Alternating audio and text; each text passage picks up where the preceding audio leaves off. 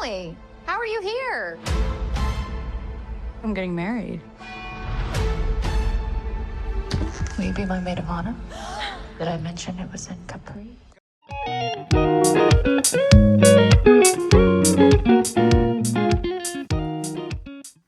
Hi, and welcome back to my film and TV channel. You're all staying safe and well. And we've got a sequel today. This first one I've not seen, I'll have to admit. I think it came out about 2018. Or could have been 2022, something like that. Anyway, I haven't seen it, but you might have done. We're going to look at Simple Favour 2, or better known as Another Simple Favour, spelt the American way, F-A-V-O-R. I'm British, F-A-V-O-U-R, but we'll go with the American version. 15, as it is an American film, so yes, that's quite right. That's quite right. 15 certificate. 120 minutes? Really? A black comedy mystery, this is described as, directed by Paul Feig and written by Jessica Schartzer and Leita Kalgoridis. It's a sequel to A Simple Favour. Yes, 2018. I was correct the first time, so 7 years ago. Never watched it. I'll let you know if I fancy watching it after watching this. Or after I'd watched this. Anna Kendrick, Blake Lively, Henry Golding, Andrew Reynolds, Bashir Salahuddin, Joshua Satine and Ian Ho reprising the roles for this. So yes, a couple of good actors there I like. We've got Michelle Moroni, Elenia Sofia Ricci, Elizabeth Perkins, Alex Newell, I'll have a quick word about her, and Alison Janney joining the cast. So this was released on Prime, yes, on May the 1st. So I'm doing this on May the 2nd. We won't talk about May the 4th be with you, will we, just yet? Right, never watched the original. This, though, is just too long. 2 hours, far too long. The comedy, for me, only works occasionally. There's a couple of non-key characters are there, I think, to add to the comedy, and I'm talking Alex Newell playing Vicky.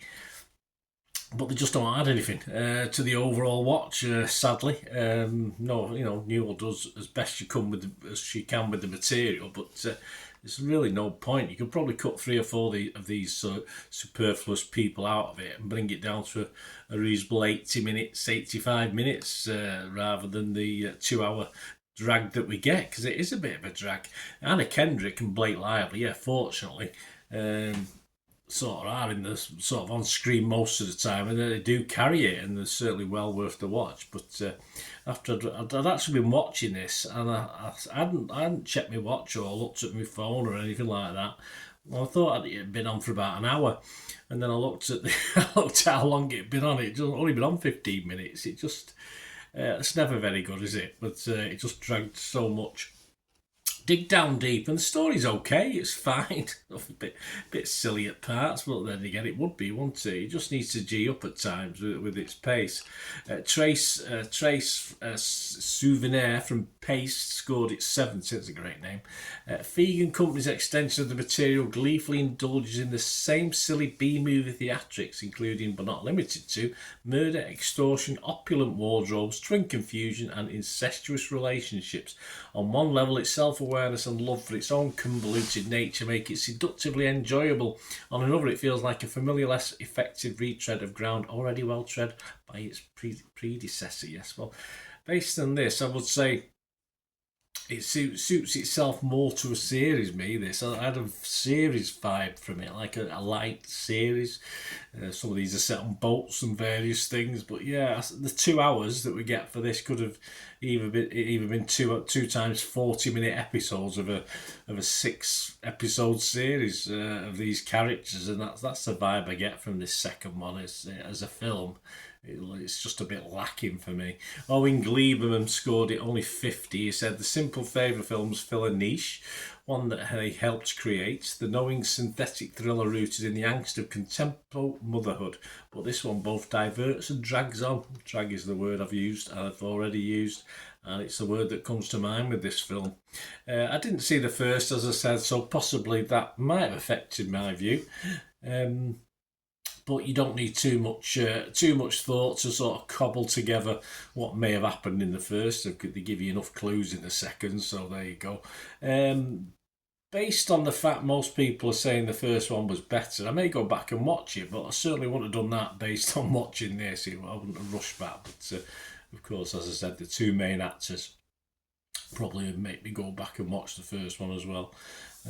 So I'm not particularly going to leave this vlog and go and watch it. But if I ever stumble across it, I might give it a try. But I'm probably not going to seek out, in fairness, this one. Scores wise, yeah, a bit just below the 6 out of 10 mark really for some. 5.8 from Rotten Tomatoes, 78 critics that is. So 55 were fresh and 23 rotten.